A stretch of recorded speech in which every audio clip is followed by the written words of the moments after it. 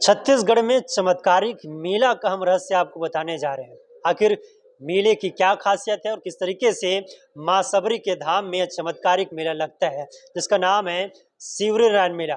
उनसे जुड़ी तमाम वो पहलुएं हम लगातार आपको बता रहे हैं कि किस तरीके से मां सबरी की महिमा है और किस तरीके से यहाँ की विधि विधान है। इसको जानने के लिए हम सीधे पहुंच चुके हैं। हमारे साथ मौजूद है महंत सुंदरलाल जी महाराज जी, और उनसे जानेंगे कि किस तरीके से इनकी महिमा है। महाराज जी, पहले तो आपका बहुत बहुत स्वागत है अर्जुन पर। बहुत बहुत धन्यवाद आपको। वैसे मैं आपको बता दूं, मेरा नाम महंत राम सुंदर दास है। हाँ महाराज जी, सबसे पहले ये जानना चाहेंगे आपसे कि किस तरीके से शिवरायण मेला है, उसका शुरुआत हुआ और किस तरीके से लोग इसको देखते हैं। भगवान शिवनारायण की यह धाम है शिवनारायण। माता सबरी का जन्मभूमि होने का गौरव प्राप्त है शिवनारायण नगरी को। चित्रोत्पला गंगा महानदी, शिवनाथ नदी और जोंक नदी, 3 नदियों का संगम स्थल है। जब से भगवान शिवनारायण यहाँ विराजमान हैं, तब से मेला लगने की परंपरा है। यहाँ सबसे पहले शिवनारायण मठ के पूर्वाचार्यों द्वारा इस मेला को लगाया जाता था। बाद में फिर जब भारत स्वतंत्र हुआ और जनपद के द्वारा लगाया जाता था, ग्राम पंचायत जनपद के द्वारा। अभी नगरीय प्रशासन है यहाँ नगर पंचायत, तो जिला प्रशासन के द्वारा इस मेला को लगाया जाता है। जहाँ मेला लगता है वह भगवान शिवनारायण का ही आधिपत्य स्वामित्व की जमीन है, उसको मेला ग्राउंड के नाम से ही जाना जाता है। और बहुत ही आस्था श्रद्धा के साथ लोग शिवनारायण नगर में आते हैं। छत्तीसगढ़ की संस्कार धानी यह शिवनारायण नगर है और यहाँ दर्शनार्थी देश विदेश से आते हैं। विशेषकर यहाँ के जो दर्शनार्थी हैं वो उड़ीसा से आते हैं, ये देखने के लिए कि भगवान जगन्नाथ जी का मूल स्थान शिवनारायण कैसा है, ये देखने के लिए वो आते हैं। छत्तीसगढ़ शासन के सम्मान्य मुख्यमंत्री भूपेश बघेल जी ने श्री राम वन गमन परिपथ को सजाने का संवारने का उन्होंने काम किया है कि मर्यादा पुरुषोत्तम राघवेंद्र सरकार अपने 14 वर्ष के वनवास काल में अधिकांश समय उन्हें छत्तीसगढ़ में बिताए हैं। तो इसलिए छत्तीसगढ़ का जो सीमा से लगा हुआ प्रथम गांव है, जिसे हर चौका कहते हैं, यह सरगुजा में है। तो हर चौका से लेकर के रामाराम जो कुंटा सुकमा कुंटा में है, बस्तर में, और आंध्र प्रदेश का अंतिम सीमा है, अंतिम छोर के गांव है वो। ऐसे करके 51 स्थानों को चिन्हांकित किया गया है और प्रथम चरण में 9 स्थानों को विकसित करने का बीड़ा सम्मान्य मुख्यमंत्री भूपेश बघेल ने, छत्तीसगढ़ सरकार ने उठाया है। तो उसके तहत शिवनारायण का बहुत विकास हुआ है। आज आप देखेंगे नदी तट में पूरा जो घाट है बहुत अच्छे ढंग से बन गया है और यहाँ बैराज बन के तैयार है। उस बैराज का गेट बंद कर दिया गया है, तो अभी वर्तमान में पूरा जल राशि भरा हुआ है। महानदी दोनों तट जल से पूरा भरा हुआ है, जिससे नौका विहार भी यहाँ किया जा रहा है दर्शनार्थियों के लिए, पर्यटकों के लिए। तो इस प्रकार से जन सुविधा का भी यहाँ विशेष ध्यान रख के शिवनारायण नगर को विकसित किया जा रहा है। तो निश्चित रूप से जिस प्रकार से छत्तीसगढ़ शासन मुख्यमंत्री जी कर रहे हैं भूपेश बघेल जी शिवनारायण को आगे बढ़ाने के लिए, इसी प्रकार से उन्होंने 8 स्थानों को और आगे बढ़ाने का काम किया है। उनको बहुत बहुत धन्यवाद साधुवाद देना चाहता हूँ। महाराज जी, सबसे पहले बात करेंगे जिस तरीके से शिवरायण मेला लगता है और आगे किस तरीके से इसकी जो कार्यविधि रहती है, कब क्या क्या कुछ होता है। जैसे आज सर्वप्रथम दिन था, क्या कुछ हुआ, किस तरीके से इसको मनाया गया। शिवनारायण मेला सनातन से ही लगते आ रहा है। यह आस्था श्रद्धा और विश्वास का मेला है, स्वस्फूर्त मेला है। लोग यहाँ आ, भगवान शिवनारायण का दर्शन करने के लिए, चित्रोतला माँ गंगा में स्नान करने के लिए और भगवान जगन्नाथ जी का प्रसाद पाने के उद्देश्य से यहाँ आते हैं। और यह प्रारंभ से ही लगने वाला और सबसे लंबे समय तक सबसे बड़ा मेला है ये। और आज तो प्रत्येक गांव में दुकान हो गया है। पूर्वज हमारे बताते हैं कि पहले जब शिवनारायण मेला लगता था तो दूर दूर से लोग आते थे, बैलगाड़ी में आते थे और यहाँ आकर को निवास भी करते थे 2 दिन 3 दिन। और यहीं लड़के लड़कियों का वो संबंध भी आपस में कर लेते थे, देख लेते थे।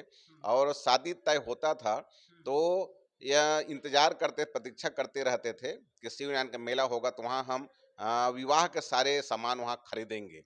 ये कह के ये परंपरा शुरू से चली आ रही है और आज भी शिवनारायण का यह मेला बहुत बड़ा मेला है और यहाँ की जो व्यवस्था है, बहुत बड़ा यहाँ मेला मैदान है जहाँ प्रत्येक वर्ष मेला लगता है। महानदी में बहुत बड़े बड़े घाट बने हुए हैं, जैसे हम बनारस जाते हैं, हम चित्रकूट जाते हैं, अयोध्या जाते हैं, हम हरिद्वार जाते हैं, तो वहाँ गंगा जी में, यमुना जी में और मंदाकिनी में जिस प्रकार से घाट बने हुए हैं, उसी प्रकार का से शिवनारायण में घाट बना हुआ है। तो कुल मिलाकर शिवनारायण की जीवनदायिनी नदी माँ गंगा है और शिवनारायण नगर प्रगति कर रहा है और सम्माननीय मुख्यमंत्री जी ने उस प्रगति में, विकास में सहयोग कर रहे हैं, इसके लिए उनको धन्यवाद देता हूँ। विकास कार्य की बात करें तो विकास कार्य कितना हुआ है? पहले के शिवनारायण और अब के शिवनारायण में कितना अंतर देखते हैं विकास कार्यों को लेकर?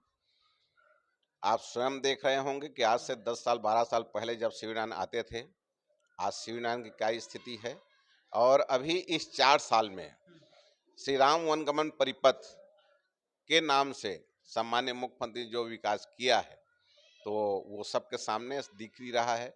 आज आप महानदी का घाट को देखिए, कितना अच्छा घाट बना हुआ है और उस घाट में दर्शनार्थी, लंबा चौड़ा घाट है, इसलिए इतने दर्शनार्थी आए हैं, लाखों दर्शनार्थियों ने आज गंगा जी की स्नान किया है।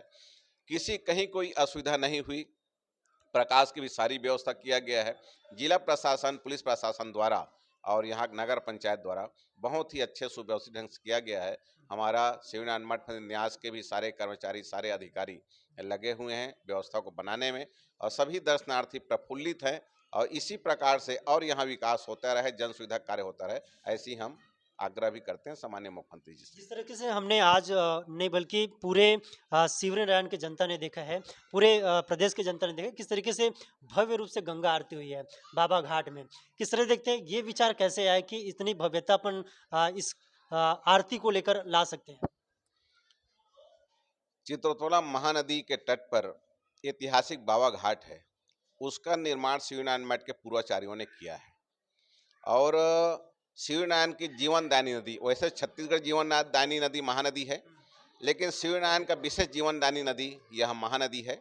शिवनारायण का सारा निस्तारी महानदी से, गंगा से ही होता है और उस गंगा जी का, महानदी जी का धन्यवाद ज्ञापन करने के लिए, कृतज्ञता व्यक्त करने के लिए हम लोग विचार किए, शिवनारायण नगर के आस पास के लोगों ने आपस में बैठ करके, कि जिस प्रकार से हरिद्वार में, बनारस में, चित्रकूट में और नर्मदा के तट में आरती करते हैं, नर्मदा जी की, गंगा जी की और आपके जमुना जी की, सरजू जी की, तो मंदाकिनी जी की, तो इन सब स्थानों को देख करके हम लोग विचार किए कि हमें भी अपने नगर में यह कार्य करनी चाहिए।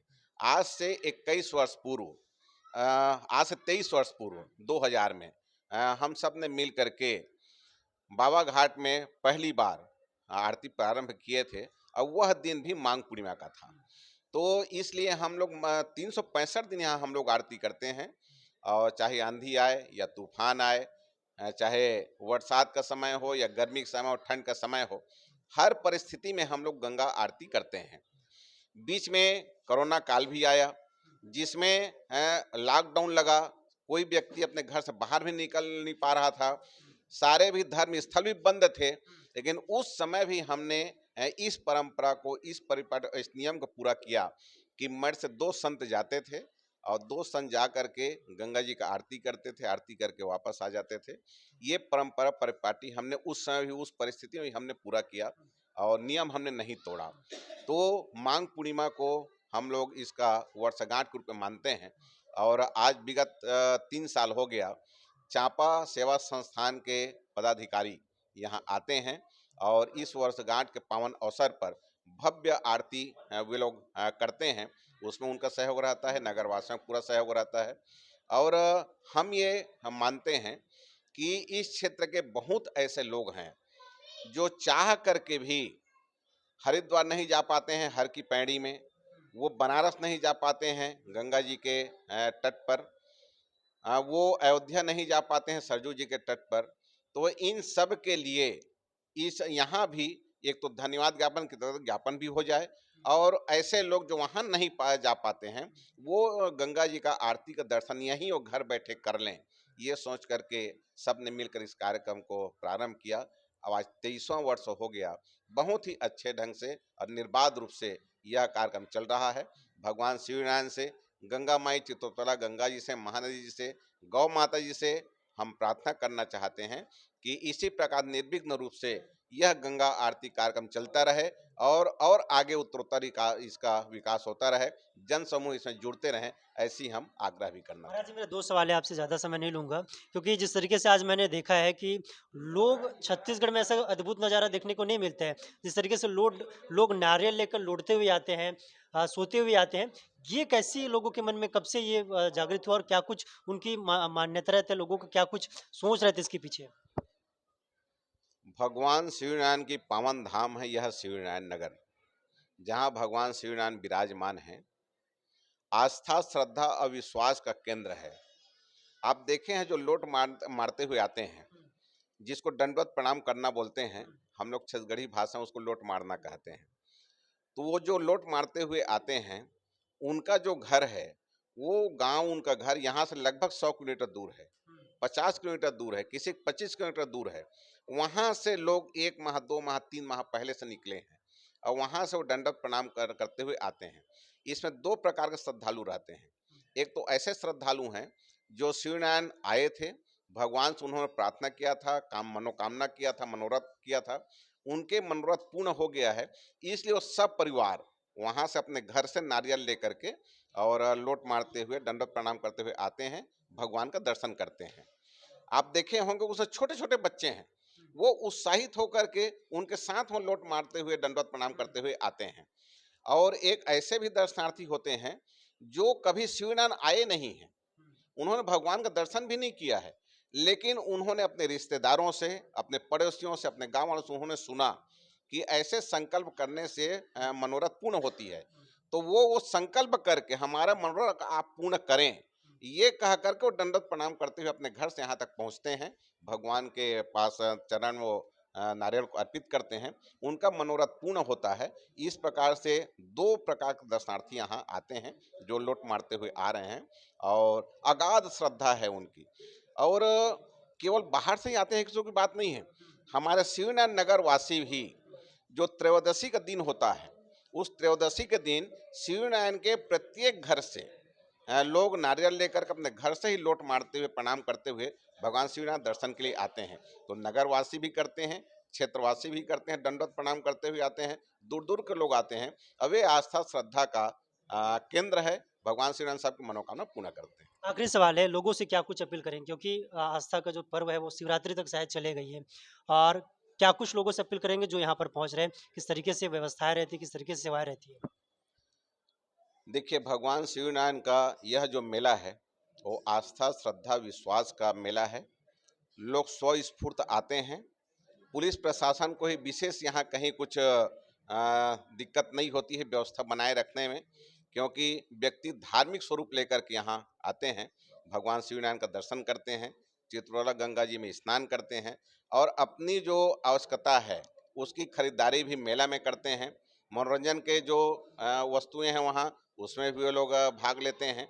मैं लोगों से आग्रह केवल इतना ही करना चाहता हूँ कि आजकल आस्था, श्रद्धा और विश्वास को लेकर के भगवान के पास वो आते हैं, आते रहें, उनकी मनोकामना पूर्ण होती रहे। स्वच्छता बनाए रखें, दूर-दूर से आ रहे हैं, नगर को में कोई गंदगी ना हो, वो स्वयं भी सुरक्षित रहें, औरों को भी सुरक्षित रखें और इस प्रकार का भगवान शिवनारायण की आस्था का और विश्वास बनी रहे। भगवान शिवनारायण सबकी मनोकामना पूर्ण करती रहें, ऐसे में कामना वो मैं प्रार्थना भी करना चाहता हूँ। बहुत-बहुत धन्यवाद महाराज जी, आपने हमें समय दिया। तो ये थे हमारे साथ महंत राम सुंदर दास जी महाराज, जिन्होंने बताया कि आस्था और विश्वास की नगरी माँ सबरी की नगरी में किस तरीके से सबरी नारायण मेला है वो लगता है, और किस तरीके से यहाँ पर उनकी महिमा है उसको लेकर प्रकाश डालें।